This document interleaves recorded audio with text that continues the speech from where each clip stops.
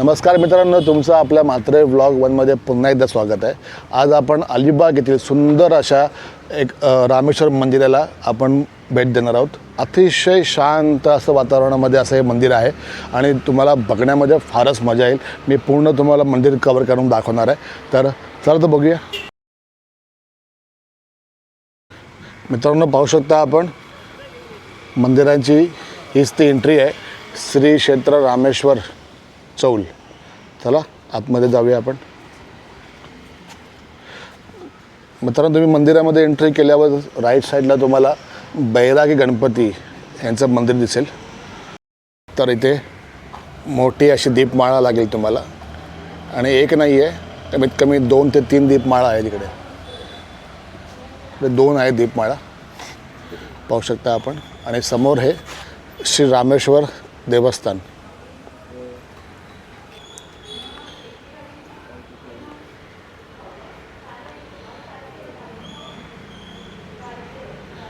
फार जुनं असं त्याचं स्ट्रक्चर आहे.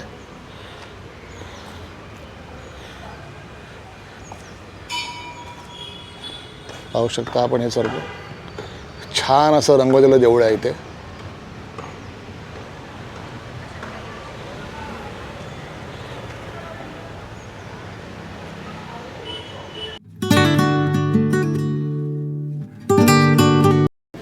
तर आपण नंदीचं दर्शन घेऊया इथे पाय धुतल्यावरच.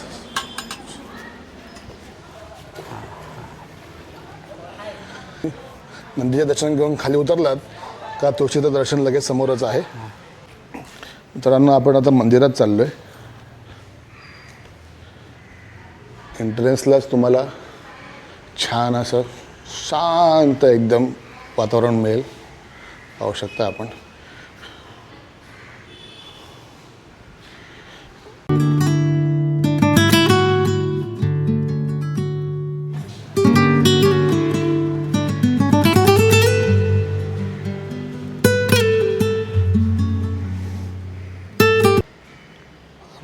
मस्त असं देऊळ आहे, छान एकदम.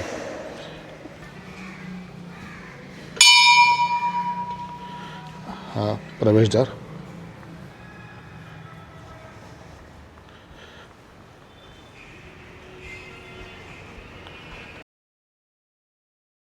अजून एक घंटा आपण वाजूया इथे.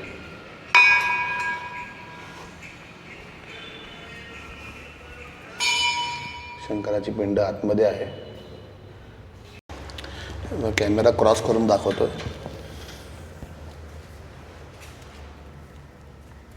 पाहू शकता आपण. हा गाभारा आहे आतमधला. आतमध्ये गेट बंद आहे. आतमध्ये जायला म्हणून तुम्हाला मी असं दाखवतोय, तर प्लीज ॲडजस्ट करून घ्या.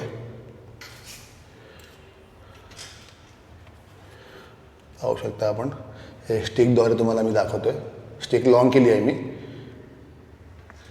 छान असं सुंदर असं मंदिर आहे. आतून मंदिर म्हणजे गाभारा, मंदिराचा गाभारा जो आहे, पिंड जिथे आहे त्यातला गाभारा जो आहे तो अशा प्रकारे आहे.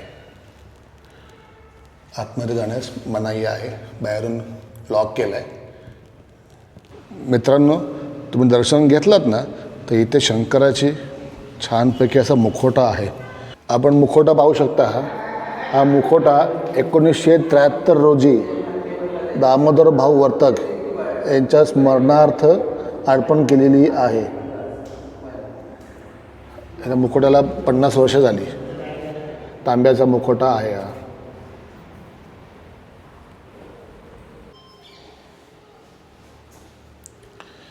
महाविष्णूची मूर्ती आहे इथे.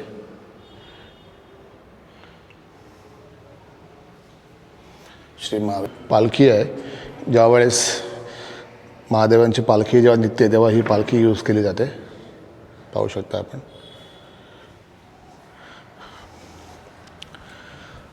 इथे समोर एक मंदिर आहे. अजून एक गणपतीचं मंदिर आहे. पाहू शकता गणपती आहे.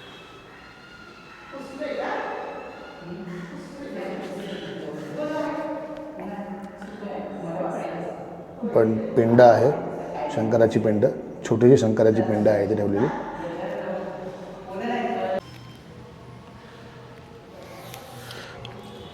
तुम्हाला आता मी मंदिराचा गाभारा जो आहे ना त्याचा वरचा पोर्शन दाखवतो आहे कसा आहे तो पाहू शकता आपण. पाठीमागून दाखवतो. हा बघा छान असं आहे मस्त बनवलं आहे. पाठीमागून पूर्ण मंदिर कवर करूया गाभारा पूर्ण कवर करूया.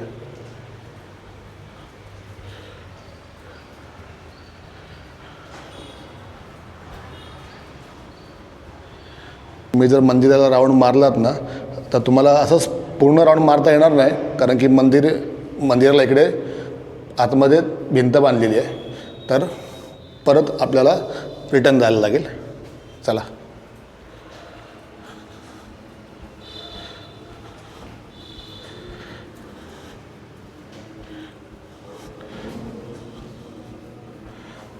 हा दादा नमस्कार. नमस्कार. आपलं नाव काय दादा? माझं हेमंत खंडेराव. तुम्ही इथल्या स्थानिकच का? स्थानिकच आहे. आता मी या मंदिरामध्ये बघितलं की मला एक कुंड मी बघितलं आहे तर इथे एकूण किती कुंड आहेत? इथे 3 कुंड आहेत. हां. पर्जन्य, अग्नी आणि वायू. ओके. आणि ते कुठे कुठे आहेत मग सांगाल जरा?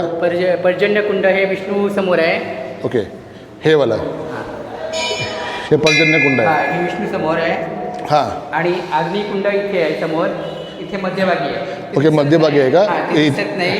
हे वरून कव्हर केलेलं आहे हां, म्हणजे हां, हां. कव्हर म्हणजे बंद केलेलं आहे बंद ते. केलेलं आहे. आणि तिसरं कुंड आणि तिसरा कुंड वायू कुंड इथे आहे.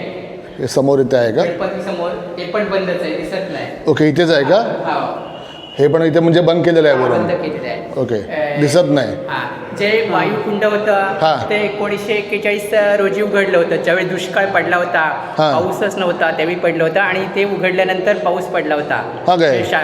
ते याच्या अगोदर 4-5 वेळा उघडलं होतं. 1941 अगोदर 4-5 वेळा उघडलं होतं. हां. पण 1941 नंतर परत उघडलं नाही. परत उघडलंच नाही आहे. मग ते उघडल्यामुळे पाऊस पडला हो, पडला होता. होता. त्याच्या आधी पाऊस पडत नव्हता का? हा, मग त्यावेळी दुष्काळ पडला होता त्या वर्षी. ओके दुष्काळ पडला होता दुष्काळ त्यावेळेस पडला होता. 1941 साली. हा त्यामुळे त्यावेळी उघडलं हा. होतं. जर काही अशी दुष्काळाचीच परिस्थिती जर झाली तरच उघडलं जाते, नाही तर असं नाही. उघडलं जात आणि नाही, ओके. वायुकुंड उघडला जात नाही कारण तो कसा वायू देव म्हणजे कसं आपला प्रचंड आहे ना त्याची शक्ती. बरोबर त्यामुळे बरोबर तो आहे. म्हणजे आवरू शकत नाही आपण उघडल्यावर. त्यामुळे हा. ते वायुकुंड आणि अग्निकुंड उघडलं जात नाही. ओके. हे मंदिर आहे ते पेशवेकालीन आहे.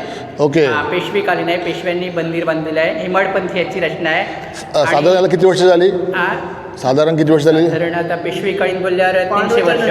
300 वर्ष. आणि इथे ओके. पुष्करणी आहे. हां. ह्या मंदिराचा हे अत्यंत प्रसन्न वातावरणात अगदी मंगलमय वातावरण हो, आहे. मी इथे पाहिलंच. श्रावणात, मजा वाटते एकदम. श्रावण महिन्यात इथे आपल्या सप्ताह बसतो. त्यावेळी- सप्ताह बसतो का इथे? सप्ताह बसतो, भजन हां, होतं. हां. आणि त्यानंतर पालखी फिरते देवाची. ओके. श्रावण महिन्यात. आणि महाशिवरात्रीलाही मोठा उत्सव असतो.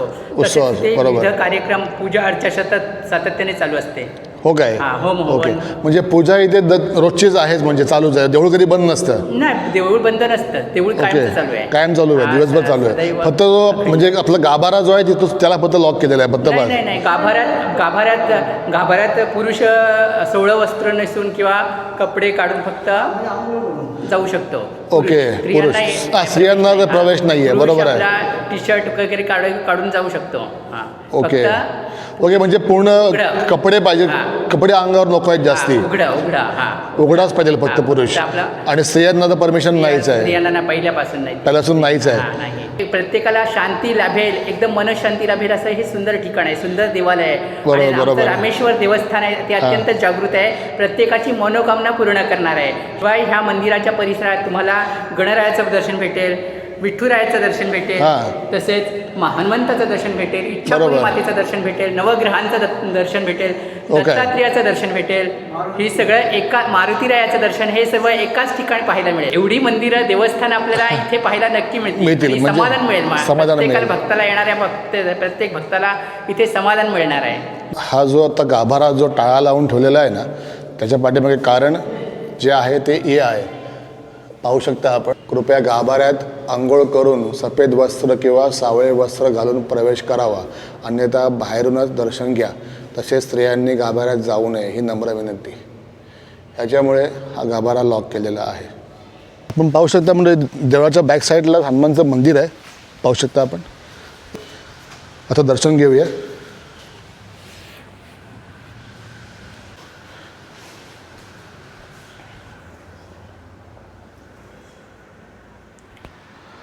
नवग्रह तुम्ही काही बोललात ते काय?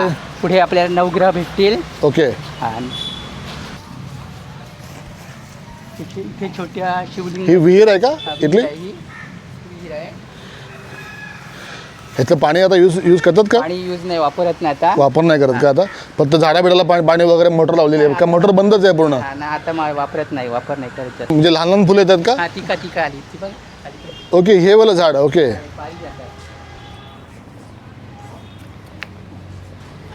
पाहू शकता मंडळी, पारिजाताचं झाड आहे.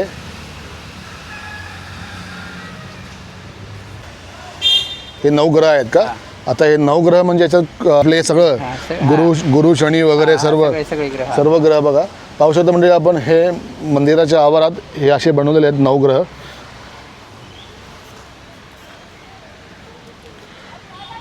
आता आपण देवाच्या पाठीमागून जेव्हा आता आपण बाहेर मंदिराच्या आवारात आलेलो आहे आणि इकडे माझ्या लेफ्ट साईडला आशापुरी मातेचा मंदिर आहे. तुम्ही इथे येऊन पण दर्शन घेऊ शकता. इथं गाभाऱ्यात जाऊ शकतो ना आपण आतमध्ये देवळाच्या?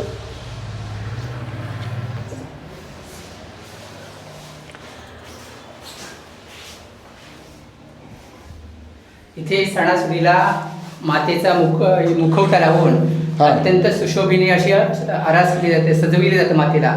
तसेच ज्याची मनोकामना पूर्ण होते तो सुद्धा आईची अगदी मनोभावे ओटी भरतो. हा, म्हणजे कोणी नवस वगैरे कोणी केला असेल, याची इच्छा पूर्ण होते, तो अगदी आनंदाने इथे देवीची ओटी भरली जाते. विठ्ठल रखुमाईचं दर्शन घेणार आहोत. पाहू शकता आपण विठ्ठल रखुमाई.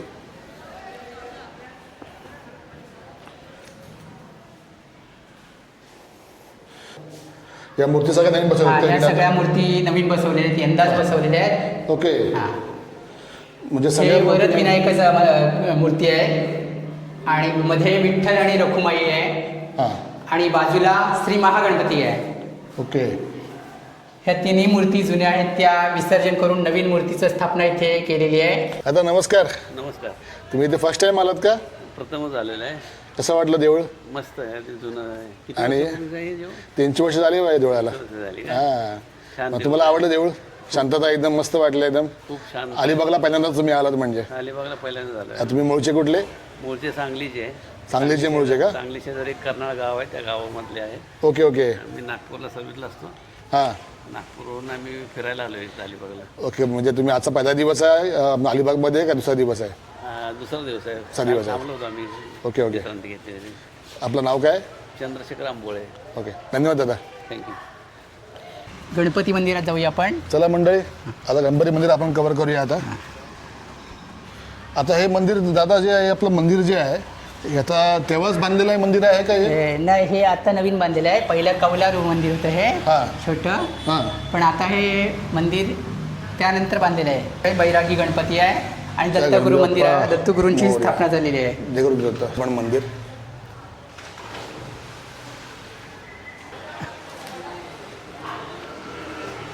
मुलं पोहत आहेत. सुंदर असं वातावरण आहे इकडे, फार छानपैकी वातावरण आहे. म्हणजे तुम्ही जेव्हा आला तिथे तर इथला तुम्ही आनंद नक्कीच घ्या येऊन. फार छानसं वातावरण आहे. तुम्हाला बसण्यासाठी इकडे व्यवस्था पण आहे.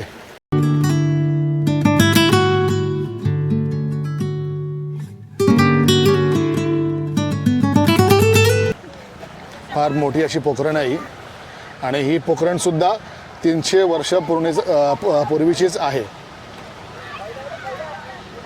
दादा, तुम्ही जी माहिती दिलीत ना, अशी छान अशी माहिती दिलीत आम्हाला आणि तुमचं खरंच आभार आहे, मनापासून आभार आहे. आणखी एक सांगतो की हे मंदिराची व्यवस्थापन कमिटी आहे, ती अत्यंत सुंदर आणि शिस्तपद्धतीप्रमाणे इथे कार्यक्रम होत असतात.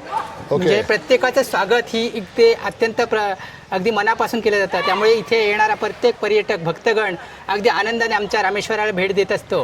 हां, नक्कीच नक्कीच. आणि मी पण अशी प्रार्थना करेन की सर्वांनी इकडे येऊन या मंदिराचं दर्शन नक्कीच घ्या आणि छान असं वातावरण आहे आपल्या देवळाचं. चला, भेटू नेक्स्ट टाइम आपण नक्की. चला, धन्यवाद. धन्यवाद.